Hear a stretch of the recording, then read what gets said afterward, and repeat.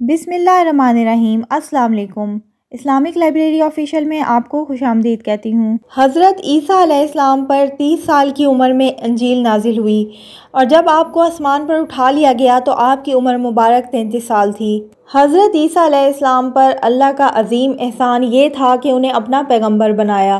آپ کو ایک امتیازی وصف بھی حاصل تھا جو کسی اور کو حاصل نہیں ہوا کہ آپ کو والد کے بغیر صرف والدہ محترمہ سے پیدا کیا گیا اور پھر آپ کی والدہ کو لوگوں کی نازیبا باتوں سے معجزانہ طور پر محفوظ رکھا گیا۔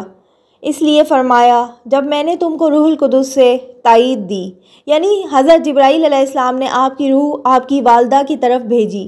جب آپ منصب رسالت پر فائز ہوئے تو اللہ تعالیٰ آپ کے ساتھ رہا اور کافروں سے آپ کا بچاؤ کیا۔ آپ نے بچپن اور گہوارے میں بھی اللہ کی طرف بلایا اور ڈھلتی جوانی کے وقت بھی اللہ کی طرف بلاتے رہے۔ کہتے ہیں کہ اللہ تعالیٰ نے ہر نبی کو وہ معجزہ دیا جو اس کے دور کے لوگوں کی مہارت سے مناسبت رکھتا تھا۔ حضرت موسیٰ علیہ السلام کے زمانے میں جادو کا بہت اثر و رسوخ تھا اور بڑے بڑے ماہر جادوگر موجود تھے۔ چنانچہ حضرت موسیٰ علیہ السلام کو وہ معجزہ ملا جس سے جادوگر بھی حیران رہ گئے۔ چونکہ وہ جادو کی تمام باریکیوں سے واقف تھے، لہٰذا وہ فوراً سمجھ گئے کہ حضرت موسیٰ علیہ السلام کا معجزہ جادو نہیں بلکہ اللہ کی خاص عنایت اور مدد ہے۔ آپ یقیناً رسول ہیں، چنانچہ وہ آپ پر ایمان لے آئے۔ حضرت عیسیٰ علیہ السلام کا زمانہ طب اور علاج کے عروج کا زمانہ تھا۔ اللہ تعالیٰ نے آپ کو ایسے معجزات دیے جو ماہر فن طبیبوں کے بس کی بات بھی نہ تھی۔ آپ کو نابینا انسان کو صحت یاب کرنے کا معجزہ ملا۔ کوئی ماہر سے ماہر طبیب اور ڈاکٹر قبر میں پڑے ہوئے مردے کو زندہ نہیں کر سکتا۔ اس سے معجزے کی صداقت اور اس کو ظاہر کرنے والے کی قدرت کا پتہ چلتا ہے۔ حضرت محمد صلی اللہ علیہ وآلہ وسلم کی بعثت اس ماحول اور زمانے میں ہوئی جس میں فصاحت و بلاغت کا دور دورہ تھا۔ اللہ تعالیٰ نے قرآن مجید کو معجزہ بنا کر نازل کیا جس کے مقابلے میں آج تک ایک بھی صورت پیش کرنا ممکن نہیں۔ جب حضرت عیسیٰ علیہ السلام نے لوگوں کو اللہ کا پیغام پہنچایا اور اللہ کی طرف بلایا تو اکثر لوگوں نے آپ کی بات ماننے سے انکار کر دیا۔ چند پاک باز اور نیک لوگوں نے آپ کی دعوت کو قبول کیا، آپ کی مدد کی اور آپ کے پیغام کو دوسروں تک پہنچایا۔ کچھ شریر افراد ایسے تھے جنہوں نے آپ کی مخالفت کی، وقت کے حکمران کو غلط اطلاعات پہنچائیں، حتیٰ کہ آپ کو شہید کرنے اور سولی دینے کا فیصلہ کر لیا گیا۔ اللہ تعالیٰ نے آپ کو ان سے بچا کر اوپر اٹھا لیا۔ آپ کی شکل و شبہات کسی اور شخص کو دے دی جسے انہوں نے عیسیٰ سمجھ کر سولی پر لٹکا دیا۔ بہت سے عیسائی بھی اس غلط فہمی میں مبتلا ہو گئے کہ صلیب پر لٹکا دیا جانے والا شخص مسیح ہے، لیکن دونوں فریق غلطی پر ہیں۔ حضرت عیسیٰ علیہ السلام بنی اسرائیل کے آخری نبی تھے۔ آپ نے لوگوں کو آخری نبی کی بعثت کی خبر دی جس پر نبوت کا سلسلہ ختم ہونے والا تھا۔ آپ نے انہیں نبی صلی اللہ علیہ وآلہ وسلم کا نام بھی بتایا اور آپ کی واضح علامات بھی بیان فرمائیں۔ حضرت ابو امامہ رضی اللہ عنہ سے روایت ہے کہ نبی صلی اللہ علیہ وآلہ وسلم نے فرمایا، میں اپنے باپ حضرت ابراہیم علیہ السلام کی دعا اور حضرت عیسیٰ علیہ السلام کی بشارت ہوں۔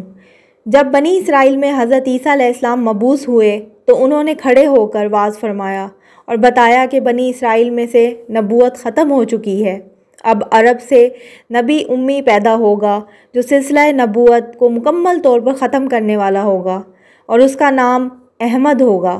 اللہ تعالیٰ نے حضرت عیسیٰ علیہ السلام کی درخواست پر آپ کی قوم کے لیے آسمان سے دسترخوان نازل فرمایا۔ اس واقعے کی تفصیل اس طرح ہے کہ حضرت عیسیٰ علیہ السلام نے حواریوں کو حکم دیا کہ 30 روزے رکھیں۔ انہوں نے حکم کی تعمیل کی۔ جب 30 روزے پورے ہو گئے تو انہوں نے حضرت عیسیٰ علیہ السلام سے درخواست کی کہ آسمان سے ایک دسترخوان نازل ہوتا کہ وہ اس میں سے کھائیں اور انہیں یہ اطمینان بھی حاصل ہو جائے کہ ان کی عبادت قبول ہو گئی ہے، اور بعد میں خوشی کا یہ دن ان کے لیے عید کے طور پر مقرر کیا جائے تاکہ روزے رکھنے کے بعد اس دن خوشی منائی جائے اور یہ آسمانی کھانا اتنا ہو کہ ہر امیر غریب کے لیے کافی ہو جائے۔ حضرت عیسیٰ علیہ السلام نے انہیں نصیحت کی کہ وہ اس مطالبے سے دستبردار ہو جائیں۔ آپ کو خطرہ محسوس ہو رہا تھا کہ لوگ اس نعمت کا شکر ادا نہیں کر سکیں گے جس پر اللہ کا غضب نازل ہو جائے گا۔ تاہم لوگوں نے اصرار کیا کہ اللہ سے یہ درخواست ضرور کریں۔ ان کے اصرار پر آپ اون کا سادہ اور معمولی لباس پہن کر مصلی پر کھڑے ہو گئے سر جھکا کر آنکھوں سے آنسو بہانے لگے اور انتہائی خشوع و خضوع کے ساتھ اللہ سے دعا کی کہ ان کی یہ درخواست قبول ہو جائے۔ تب اللہ تعالیٰ نے آسمان سے دسترخوان نازل فرمایا۔ لوگ دیکھ رہے تھے کہ وہ بادلوں کے درمیان آہستہ آہستہ نیچے آ رہا ہے۔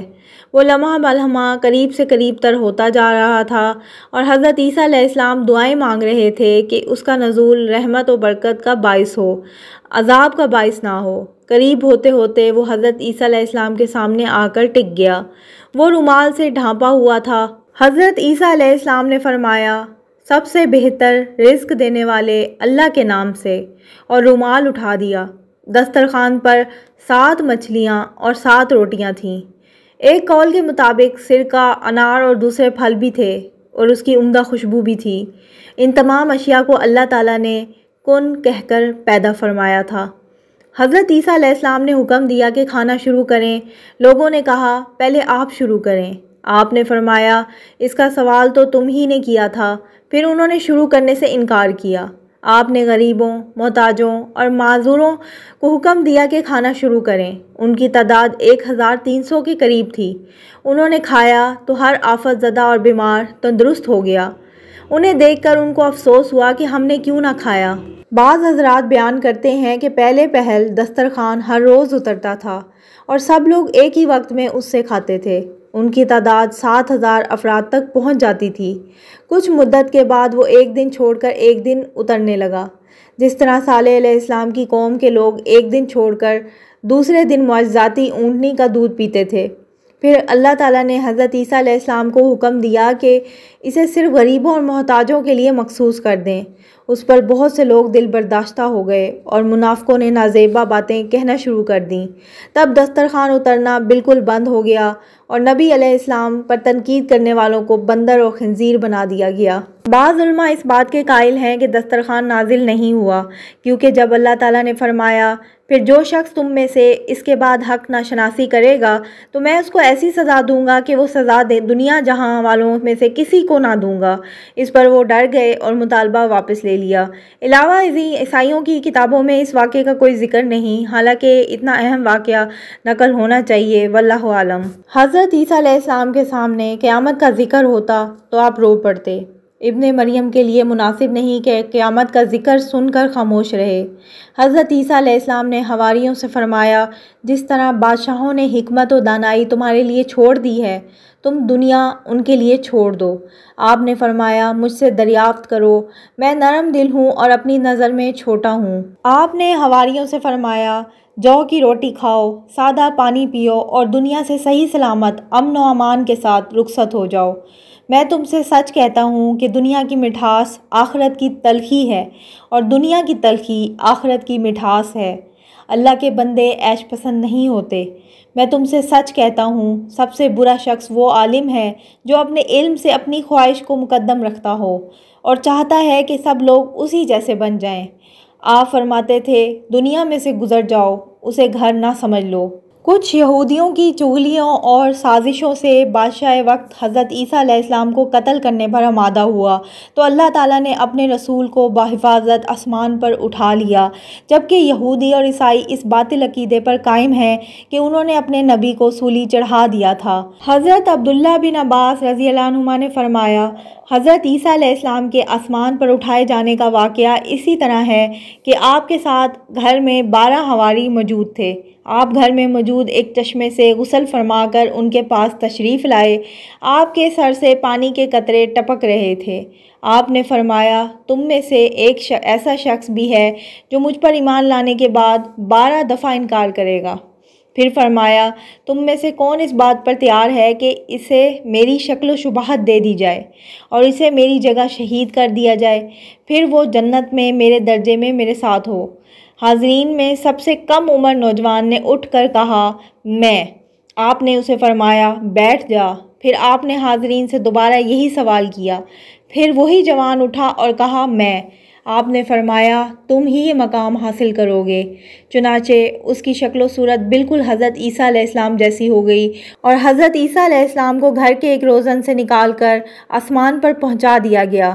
تلاش کرنے والے یہودی آئے تو آپ کے ہم شکل حواری کو پکڑ کر لے گئے، اسے سولی پر لٹکایا اور شہید کر دیا۔ چنانچہ ان میں سے ایک آدمی نے 12 دفعہ ایمان سے انکار کیا۔ یہ تھی میری آج کی ویڈیو۔ اگر آپ کو میری ویڈیو اچھی لگتی ہے تو میرے چینل کو سبسکرائب کریں، میری ویڈیوز کو لائک کریں اور شیئر کریں۔ اللہ حافظ۔